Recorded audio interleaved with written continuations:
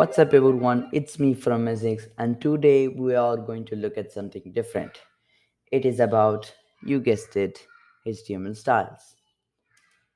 So, why do we need styles? Well, we need styles for our websites so that they can be more attractive to the users. Then, how do we use it? Let's see.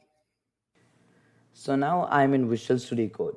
If you don't have any idea about this, I recommend you watch my video in which I walk through the installation and the benefits. So let's add a style attribute. This is the attribute that helps in connecting CSS with HTML. By the way, I will be soon making a video on CSS. Now let's start by adding a background color. And we could give some red, and if you save it and refresh, you can see the changes.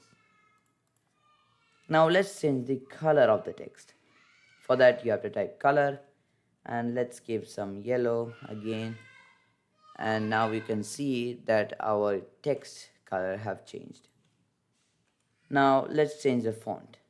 For that you have to type font family. Here we go, and you can give some fonts, and if you save it and refresh, you can see that the text font have changed. Now let's change the text size. For that you have to type font size, and let's give some 60 pixels. That would be nice. And if you refresh, you could see that text have gone bigger. Now let's make this text in the center. For that we have to type text align and center in the value, and you can see that the text have changed in the center. So these are the basic CSS properties you could use to make your website beautiful. Thank you for watching, and we will see you later. Bye.